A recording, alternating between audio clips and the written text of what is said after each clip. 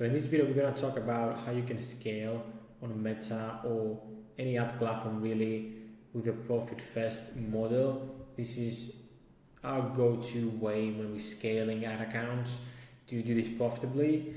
And when we're really struggling with performance and efficiency and profitability is the objective here. This is where we deploy. This can be a very simple hack in a sense, not hack to be honest, very simple tactic that can drive more efficiency on your account if you really understand it and deploy it. Quick words here, so you know that we're actually running ads. We spend over 50 million honestly right now, focusing exclusively on e-commerce businesses and only servicing a handful of high quality brands and managing over 1 million a month in ad spend, partnering with multiple 6, 7, even 8 figure brands and scale TikTok, Meta and Google as well, and successfully scale them from 0 to $500,000 a month up to 1 and 2 million a month. So safe to say we know what we're talking about, so make sure you actually deploy it. And the first one is now, and the big piece of this video here is cost controls and utilizing cost caps or bid caps. But there's nuance. If you've already been testing them, we're gonna go exactly how we test them here and what we found working the best.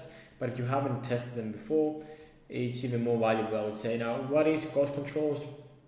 Is a bidding method that tells Meta or the ad platform in this occasion, don't spend unless you can get results at a desired CAC or CPA goal.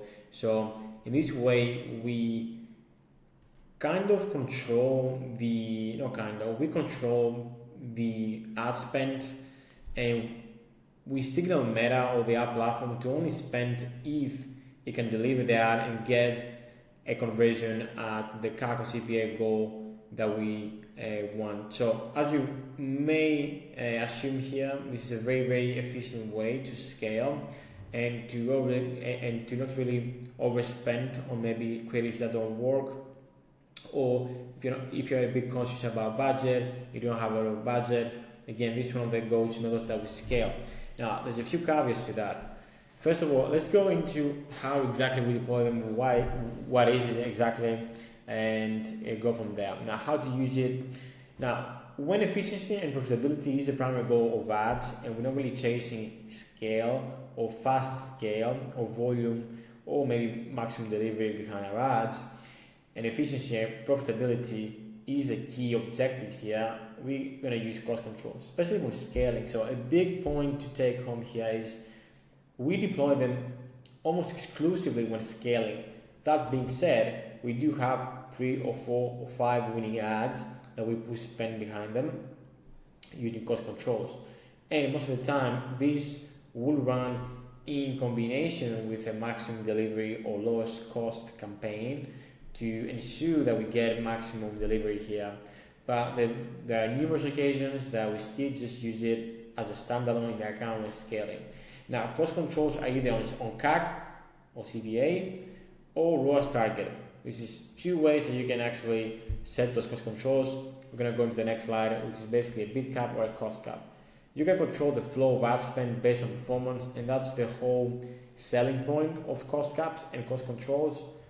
And this is why we use it so often, especially when scaling, because there might be days that the demand is just not there from either each slower period or maybe the ads are not really performing. So we want to prevent overspending by deploying those cost controls. Again, you can really play around and it's much more hands-on, I would say.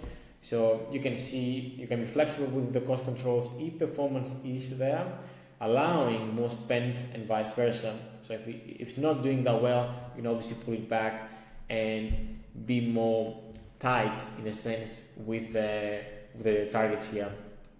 Now, going into why, it really prevents overspending as it controls delivery based on the demand within the auction. So we optimize for efficiency, not volume. A big point here, if you want to drive as maximum conversion as possible and you don't really care about the CPA, you want to maybe just push a lot of spend, a lot of results in the business within a certain time period, which is not maybe the best way to go about it, or it can be deployed together with some lowest cost campaigns where you can get the delivery going. Now, again, the main reason is we want to protect efficiency.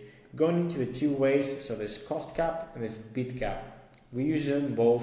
It just depends on your AOV, your state that you introduce those cost controls, as well as what your objective. So with cost caps, what the system will do basically, it will average the CPA to the cost cap that you've set. So for example, if you had a cost cap of like $50 and in a 7-day period probably, it will average it out. So you might get like some 60s and 70s, but you might get some 20s and 30s in terms of CPAs, but it will average out the cost to the CPA target.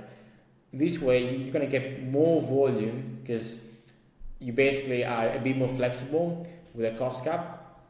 So cost may increase as budget increases. Again, this is like caveat here.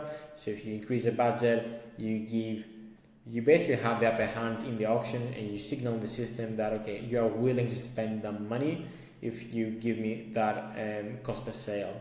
So you're going to get more volume. It's a bit more flexible, and it will fluctuate in a 7 even 14 day, depending on the attribution that you use window.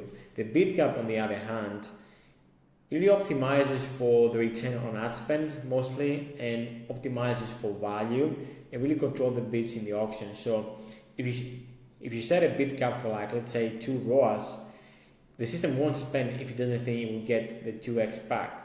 Now, this is super important to take note here. The bid is different than the cost per result.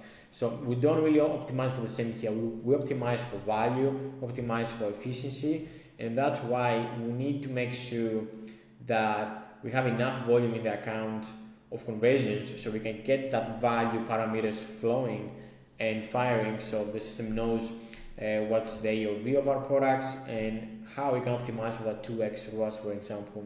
Now, if you have multiple SKUs, it can be a great way, and we've actually tested right now when we basically group all the products, all the different ads depicting different products into an AAC plus campaign, and we have like a ROAS 2x target, especially for like smaller accounts. That can actually work very well because you're being even more conservative with what you allow Meta to spend.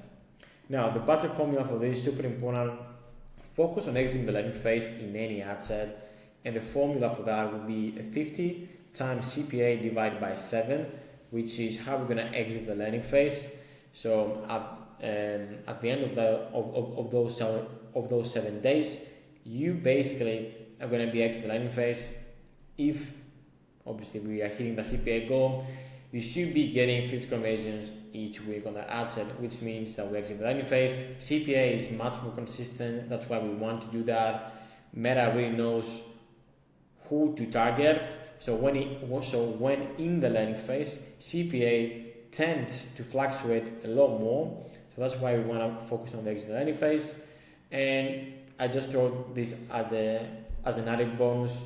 Creatives, offer, and messaging are the key levers of driving conversions. Whatever anyone says about a tactic, if you don't have strong, high converting ads, an offer that protects your margins, obviously, but it's a very attractive offer, probably that ties in with the product itself, and messaging are, again, the key levers to driving conversions and scale. Whatever we do in that account, we can obviously get some efficiency gains, as you can see, but the scale and to really grow, you really want to have this key piece together. Now, last but not least, we're not to use them because there is that notion out there that you either use cost caps or you either just use this campaign type or delivery. And in my eyes, and what I've seen from my experience, again, spending over 7 figures a month right now in ad spend, there's no right or wrong. I wish there was, so it could be easier for us to actually just go into any account and just deploy it right away.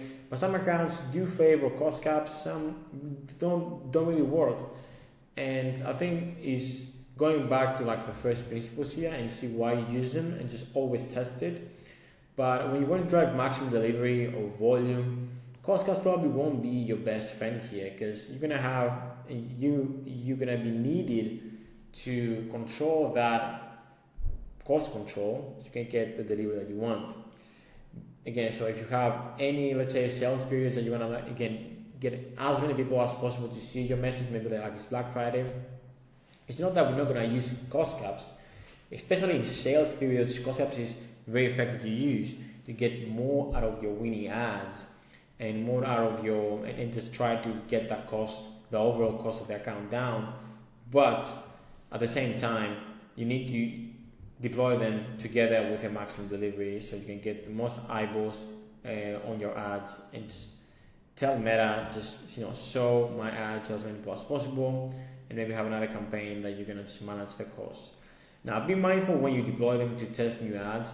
I personally don't really like it, because in order to test new ads, my hypothesis here is that we need to have delivery. So Meta needs to get spent in order to decide if that's a winning ad or not, and deploy and distribute spend accordingly.